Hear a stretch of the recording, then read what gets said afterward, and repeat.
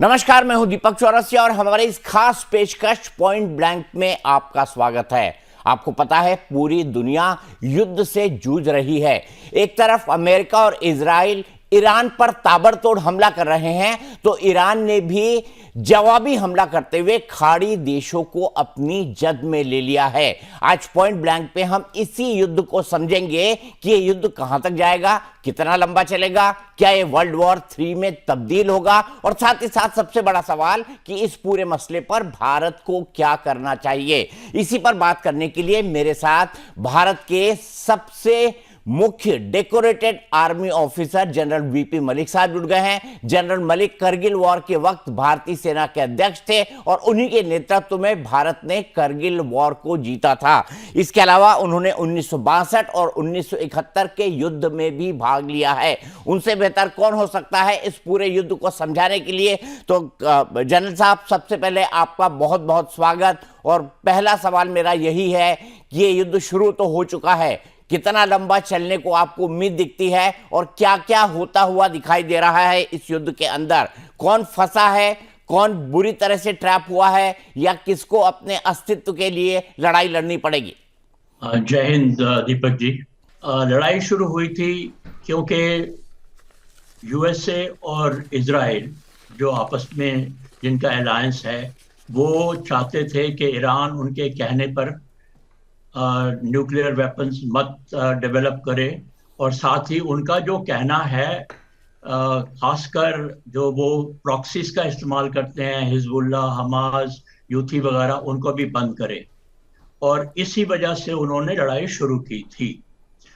उनका ये मानना था शायद कि हम जल्दी से ही तख्ता पलट कर देंगे ईरान में, और उसके बाद में जो भी सरकार आएगी वहां पर वो उनका कहना मानना शुरू कर देगी। लेकिन ऐसा हुआ नहीं है, और ऐसा होना जल्द नजर भी नहीं आता है।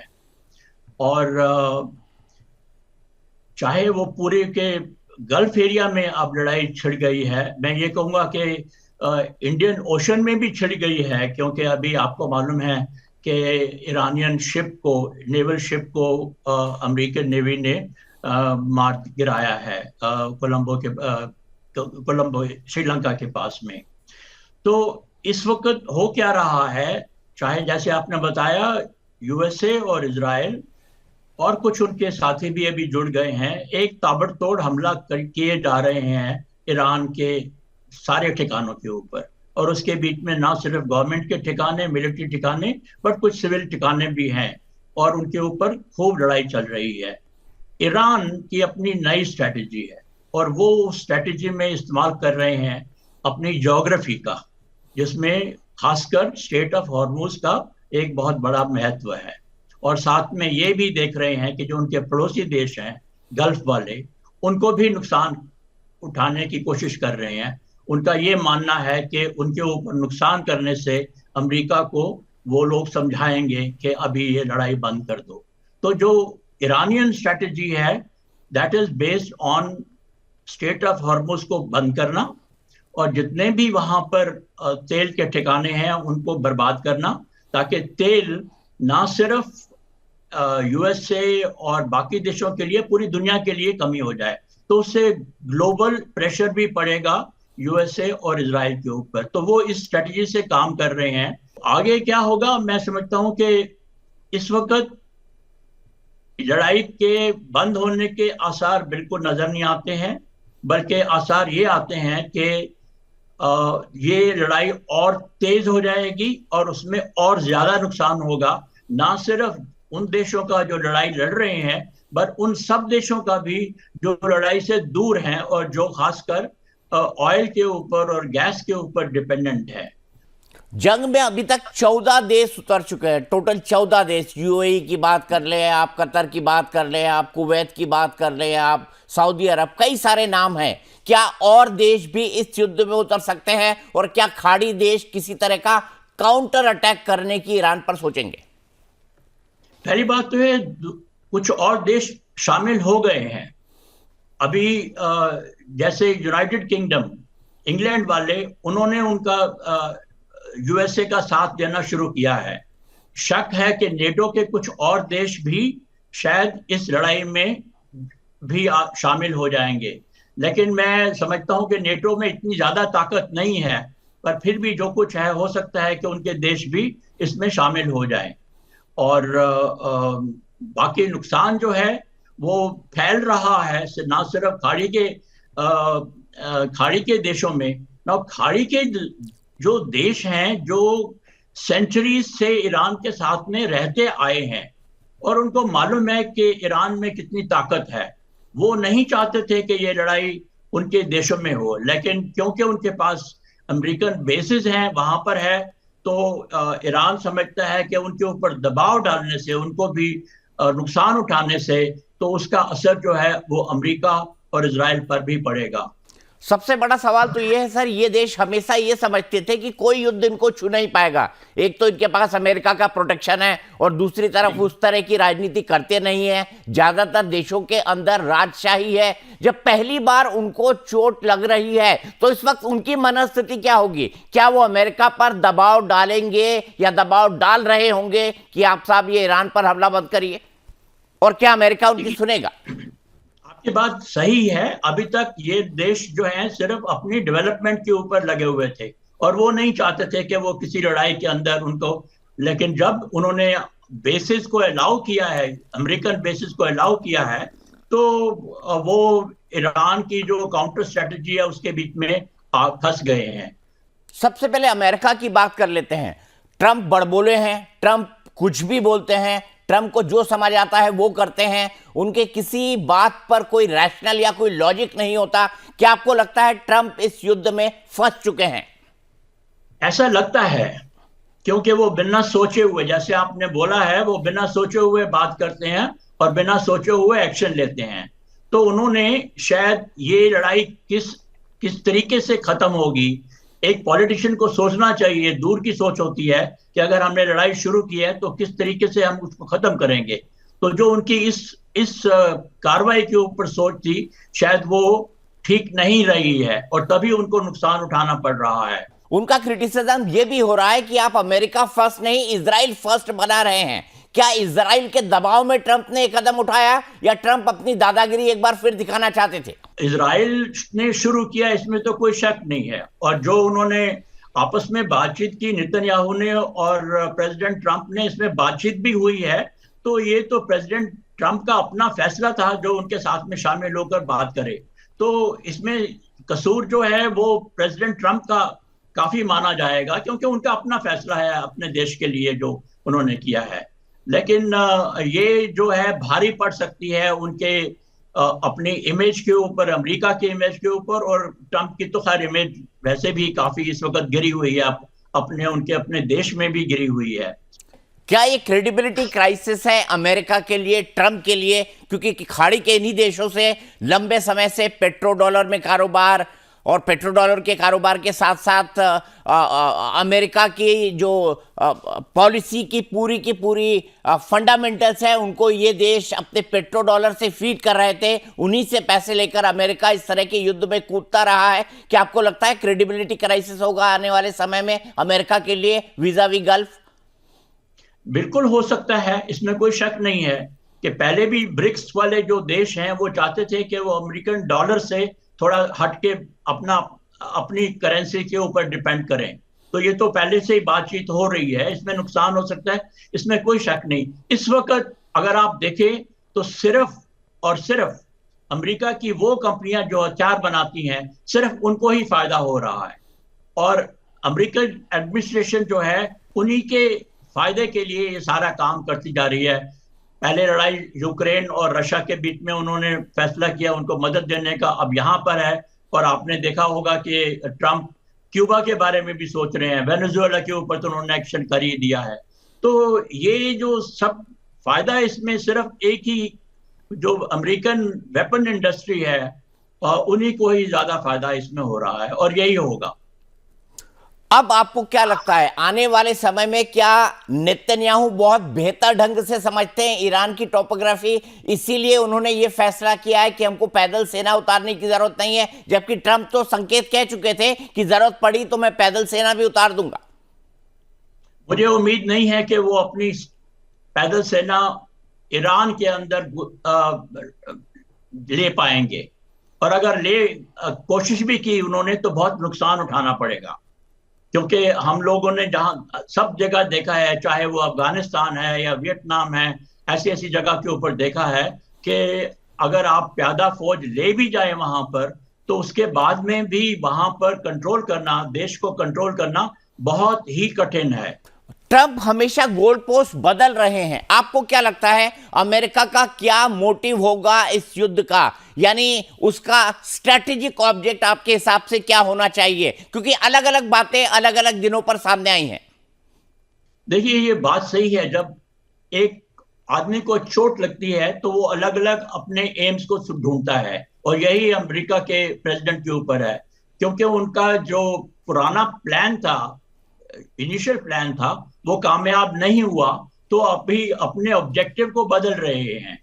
कभी कहते हैं कि मैं उनको पूरा बर्बाद कर दूंगा, कभी कहते हैं कि मैं पैदल फौज ले आऊंगा। और अभी बात करना तो आपने भी बोला है कि वो नासमझी बात करते हैं। ठीक है, अब मैं आपसे समझना चाहता हूं ईरान ईरान कितने दिन तक इस युद्ध में टिक सकता है? हमको पता है अमेरिका के पास भी एम्यूनिशन कम हो रहा है, तो वो बार बार बातें कर रहे हैं अमेरिका के जो एम्यूनिशन बनाते हैं उन कंपनियों से। इजराइल भी अपने जखीरे को तलाश रहा है। सवाल ये है ईरान के पास कितना एम्यूनिशन है, कितनी लंबी जंग वो लड़ सकता है?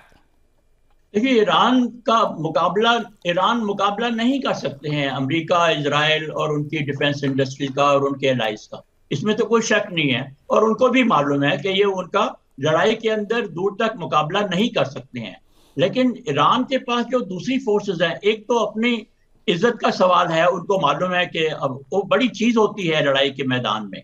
दूसरा, उनके जो प्रॉक्सीज हैं, हूथीज है या हमास है या हिजबुल्ला है, ये लोग तो अभी भी कायम है अलग अलग देशों में। ये अभी भी उनके अमेरिकन एसेट्स के ऊपर दबाव डाल सकते हैं। और अगर अमेरिका ने कोशिश की, जैसे वो कह रहे हैं कि कुर्द्स को हम डाल देंगे, तो वो कुर्द्स भी समझते हैं कुर्द्स ईरान के अंदर नहीं जाना मांगते। तो ईरान के पास बाकी एसेट्स ऐसी हैं जो ज्यादा हथियारों को, जिनकी ज्यादा हथियारों की जरूरत नहीं है, सोफिस्टिकेटेड हथियारों की जरूरत नहीं है, वो अपना मुकाबला अपने देश को बचाने के लिए कर सकते हैं। और बाहर जहां पर अमेरिकन एसेट्स हैं, वहां पर भी टेररिज्म का इस्तेमाल कर सकते हैं। सबसे बड़ा सवाल यहां पर ईरानी नेवी को लेकर भी है। अमेरिका के राष्ट्रपति ने साफ साफ कहा है कि हम ईरानी नेवी का खात्मा कर देंगे। हमने हाल ही में देखा हिंद महासागर के पास उनके एक जहाज को डुबा दिया गया। ईरानी नेवी ही क्यों अटैक पर है, इसका आपको क्या कारण दिखाई देता है? अमेरिका का मानना यह है लड़ाई के मैदान में कि जितनी उनकी एसेट्स हैं लड़ाई करने की, जो उनमें ताकत है ईरान की, उसको बर्बाद किया जाए, जो चाहे वो कहीं पर भी हो। और ये जो जहाज, ईरान का जहाज जो गिराया गया, एक टॉर्पीडो किया गया श्रीलंका के पास में हिंद महासागर में, ये तो एक बड़ा सॉफ्ट टारगेट था, और उसके पास ना हथियार थे ना एमुनिशन था, और आपने उसको टॉर्पीडो से गिरा दिया। लेकिन ये भी जो सिग्नल है बाकी दुनिया के लिए सही नहीं है। सर, मुझे बहुत अच्छी तरह याद है 2003 में मैंने इराक युद्ध कवर किया था। मेरे ख्याल से एक हफ्ते के अंदर जो ग्राउंड फोर्सेस थी, सेंट्रल कमांड की, अमेरिका की, एलाइड फोर्सेस की, वो वहां पर पहुंच गई थी। लेकिन ईरान में ये क्यों नहीं हो सकता? ईरान और इराक की परिस्थितियों में क्या अंतर है? देखिए, ईरान और इराक, आपको मालूम है कि जब सद्दाम हुसैन इराक में रूलर थे तो 8 साल उन्होंने लड़ाई की। ईरान 8 साल इराक के साथ में लड़ाई करता रहा और उन्होंने हार नहीं मानी। आखिर में जाकर तो किसी की जीत नहीं हुई। तो ईरान में ताकत है, जो अंदरूनी ताकत है उसमें, जैसे हमने बताया है कि बीइंग एन ओल्ड सिविलाइजेशन, और अपनी प्राइड है, हर एक देश की होती है, इनमें भी बहुत प्राइड है। आपने जो किस्सा सुनाया, मैं आपको एक 1988 का किस्सा सुनाता हूँ। उस वक्त मैं ब्रिगेडियर था, और जब हमको बोला गया कि आप मालदीव में जाके उसके देश में उनके गवर्नमेंट की आप बचाव करो, तो उस समय जब हम लोग कॉन्फ्रेंस कर रहे थे तो हमको अमेरिका के एम्बेसडर ने मैसेज भेजा कि आपका पहला हक है यहाँ पर मदद करने का, मालदीव का। हम जाएंगे अगर आप चाहते हो तो। तो हमने पूछा कि आप कब मदद दे सकते हो, तो उन्होंने कहा कि क्योंकि ये पहला हक है, हम बाद में आएंगे, हो सकता है कि 36 या 48 घंटे में। और उतने में तो हमने पूरी वहां पर जाकर लड़ाई खत्म कर दी। तो उस वक्त मानना था कि हमको कंसल्ट करना मांगते थे। अभी उन्होंने ये जो IRS देना को बर्बाद कर दिया है, उन्होंने हमको नहीं बताया, चाहे कि वो हिंद महासागर में ही थी।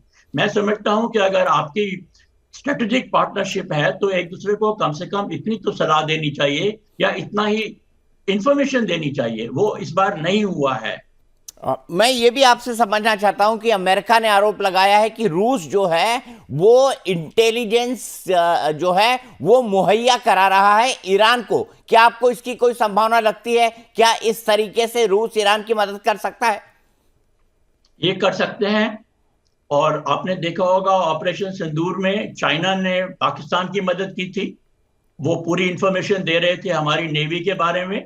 और इस वक्त अगर रूस ये कर रहा है, ईरान को मदद दे रहा है, इंफॉर्मेशन दे, उसमें कोई अचंभे होने की बात नहीं है। दूसरा बड़ा सवाल ये कि अमेरिकी राष्ट्रपति डोनाल्ड ट्रंप साफ साफ कह चुके हैं कि ईरान के अंदर जो नया लीडर चुना जाएगा वो मेरी मर्जी वाला होगा। क्या वेनेजुएला की तरह ईरान को कंट्रोल कर पाएंगे अमेरिकी राष्ट्रपति डोनाल्ड ट्रंप?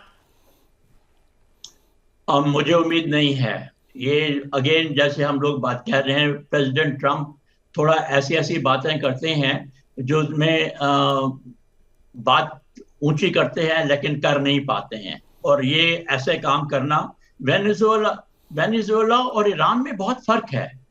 वेनेजुएला छोटा देश है, अमेरिका के बिल्कुल पास में है, और उस वक्त कुछ और चीजें थी, उन्होंने काफी लोगों को रिश्वत दी और इसलिए वो वहां के प्रेसिडेंट को उठा पाए। ईरान में ऐसी बात होना मैं नहीं समझता हूं। पहले आपको याद होगा कि एक पहले प्रेसिडेंट ने भी, प्रेसिडेंट कार्टर ने शायद, उन्होंने भी कोशिश की थी वहां पर ऐसे ही ईरान के अंदर कार्रवाई करने की, लेकिन वो उसमें फंस गए थे। और जो उनके हेलीकॉप्टर की में फोर्सेस गई थी, ये मैं शायद 80s की या 70s की बात कर रहा हूं, तो वो फंस गए और उनको फिर निकालना मुश्किल हो गया। हॉर्मुज स्ट्रेट, जिसे हम जल डमरू मध्य कहते हैं हिंदी में, वो कितना क्रूशियल है? ईरान ये क्लेम कर रहा है कि उसने इसे रोका नहीं है, लेकिन इंश्योरेंस कंपनियों के वापस हो जाने की वजह से तेल टैंकर वहां से निकल ही नहीं पा रहे हैं। ऐसे में ग्लोबली क्या होगा, आपको क्या दिखाई देता है? देखिए, इसका असर तो शुरू हो गया है। आज से हमने अपने आप भी अपने देश के अंदर ये गैस की कीमत बढ़ा दी है, क्योंकि हमारी बहुत गैस जो थी वो कतर से आती थी और उसका आना बंद हो गया है। तो हॉर्मुज स्ट्रेट्स ऐसी जगह है जिसके ऊपर आप कुछ भी कर लें, ईरान का कंट्रोल जब तक वहां पर प्रेजेंट शासन है तो उसका कंट्रोल रहेगा, वो बर्बाद कर सकते हैं। और इंश्योरेंस कंपनीज को फायदा हो रहा है, क्योंकि अब उन्होंने इंश्योरेंस या तो बंद कर दी है या बहुत ज्यादा चार्ज करेंगे पैसा। तो हॉर्मुज स्ट्रेट के बीच में से पूरे दुनिया की 20 या 22% एनर्जी जो है वो पास होती है। क्या अमेरिकी नेवी जो है वो हॉर्मुज स्ट्रेट को अपने कंट्रोल में ले सकती है और यातायात को सुचारू रूप से चालू कर सकती है? क्या परिस्थितियां इस बात को अलाउ करती है जनरल साहब? नहीं, जब तक वो ईरान की कोस्ट लाइन को कंट्रोल नहीं कर सकते तो अमेरिकन नेवी नहीं कर पाएगी।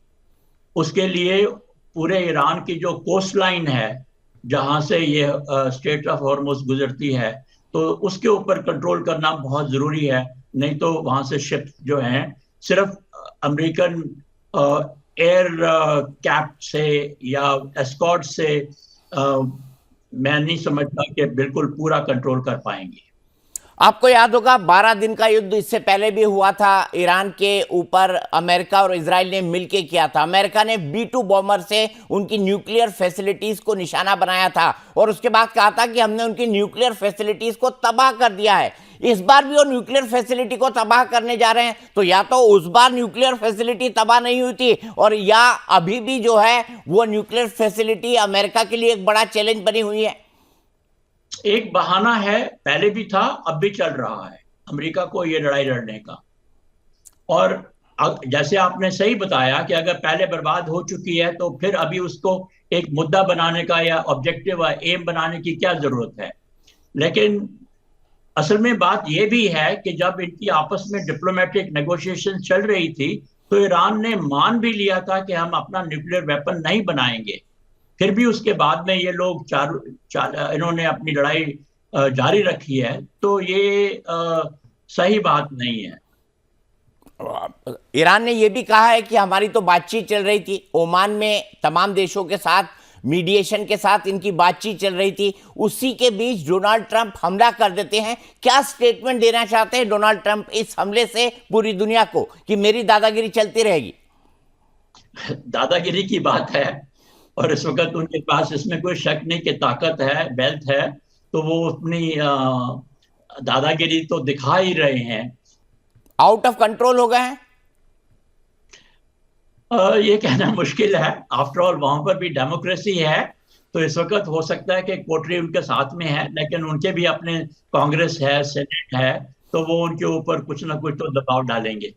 ठीक है, आपको क्या लगता है, आपको ये युद्ध कितना लंबा चलता हुआ दिखाई दे रहा है? ट्रंप ने एक बात कही थी 4 हफ्ते, नेतन्याहू ने कहा कि नहीं नहीं हो सकता है कि उससे कम का रहे, ईरान कह रहा है कि हम तो आखिरी गोली तक लड़ेंगे। आपको ये कितना लंबा जाता हुआ दिखाई दे रहा है? ये कहना मुश्किल है, लेकिन गेस वर्क में मैं इस वक्त ये कह सकता हूं कि कम से कम 2-3 हफ्ते तो और चलेगा ये। आपको इस पूरे युद्ध में भारत का स्टैंड कैसा लगता है? क्या भारत ठीक खेल रहा है? भारत ने अभी तक यही कहा है कि हम शांति के पक्षधर हैं, डायलॉग और डिप्लोमेसी से चीजों को सॉल्व किया जाना चाहिए। भारत के स्टैंड को आप कैसे देखते हैं? आई थिंक बिल्कुल सही। ये बात जो स्ट्रेटजी हमने अडॉप्ट की है या बोली है पूरी दुनिया को, ये बिल्कुल सही बात है कि हमारे लिए ये लोग ना सिर्फ मित्र हैं, लेकिन ग्लोबल शांति के लिए भी ये जरूरी है। और आफ्टर ऑल हम लोगों को अपनी वासियों, देशवासियों के ऊपर और सिटीजन्स के ऊपर, चाहे वो कहीं पर भी हो, उनके सुख के लिए देखना पड़ता है। और अगर उस चीज को देखा जाए तो ये जरूरी है कि हमने जो अपना ऑब्जेक्टिव दिखाया है, लोगों को बोला है, इस वक्त मुझे लगता है कि हमारे देश को भी डिप्लोमेटिक कोशिश करनी चाहिए ताकि ये लड़ाई बंद हो। हमको डिप्लोमेटिक कोशिश करनी चाहिए। मुझे याद है जिस दिन ये युद्ध शुरू हुआ था, उस दिन हमने इजराइल के फॉरेन मिनिस्टर से भी बात की थी और ईरान के फॉरेन मिनिस्टर से भी बात की थी। क्या आपको लगता है यहां पर भारत की मध्यस्थता एक माध्यम हो सकती है कि इस युद्ध को खत्म किया जाए? क्योंकि भारत इजराइल से भी बात कर सकता है, ईरान से भी बात कर सकता है, शायद अमेरिका से नहीं।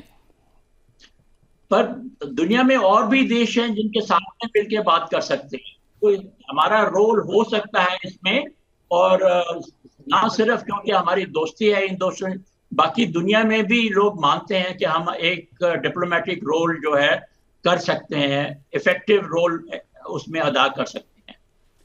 आपको करगिल युद्ध का अनुभव है सर, आप युद्ध की परिस्थितियों को बहुत बेहतर और अच्छी ढंग से समझते हैं। क्या आपको लगता है ये वर्ल्ड वॉर 3 की तरफ जा रहा है? और अगर ये वर्ल्ड वॉर 3 की तरफ जा रहा है तो आपको कौन किस खेमे में दिखाई देता है? देखिए, वर्ल्ड वॉर 3 की तो उम्मीद नहीं है, वो मैं नहीं समझता हूँ, लेकिन हो सकता है कि खाड़ी के देश के आसपास, मेडिटेरेनियन में, इंडियन ओशन में ये लड़ाई फैल सकती है। लेकिन वर्ल्ड वॉर 3 की तरफ जाना तो मैं नहीं समझता हूँ कि पॉसिबल हो। मेरे 2 आखिरी सवाल है सर। एक तो ये कि भारत में इस बात पर बड़ा हल्ला हुआ कि हमने खमेनी की मौत पर कोई प्रतिक्रिया नहीं दी। अमेरिका और इजराइल ने जब ईरान पर हमला किया तो भारत ने कोई सीधी प्रतिक्रिया नहीं दी काफी वक्त तक, और खमेनी की मौत की शोक पुस्तिका पर हस्ताक्षर करने के लिए विक्रम मिस्री जो हमारे फॉरेन सेक्रेटरी हैं वो थोड़ा लेट गए। क्या विपक्ष के इस आरोप को आप जायज मानते हैं कि भारत ने लेट प्रतिक्रिया दी? देखिए, मैं पॉलिटिक्स में नहीं, इंडियन पॉलिटिक्स में नहीं पढ़ना चाहता हूँ किसने क्या एक दूसरे के ऊपर एक्यूज किया, तो वो मैं नहीं जाना, उसमें नहीं पढ़ना चाहता। I have always remained away from politics. लेकिन जो समझ के ऊपर जो जिस तरीके से गवर्नमेंट ने कार्रवाई की है, उन्होंने सोच समझ के अपनी कार्रवाई की होगी, और वो उनकी क्या सोच समझ है वो हम लोग बाहर वाले नहीं जानते हैं। तो इसलिए इस चीज के ऊपर कमेंट करना वो सही नहीं होगा। लेकिन उन्होंने ये तो दिखाया है कि उनकी सहानुभूति ईरान के साथ में है। और जैसा कि आपने ये भी देखा होगा कि उनका एक ईरानियन शिप जो है उसको भी हमने कोचीन के अंदर पनाह दी हुई है इस वक्त। चलते चलते आपसे जानना चाहता हूं, अब आगे भारत के लिए क्या, दुनिया के लिए क्या? आपने बता दिया वर्ल्ड वॉर 3 होने की गुंजाइश आपको कम नजर आ रही है, इसकी आशंका कम है, लेकिन भारत को क्या करना चाहिए अगर ये युद्ध हिंद महासागर तक फैलता है तो? क्योंकि ईरान भारत से ज्यादा दूर नहीं है।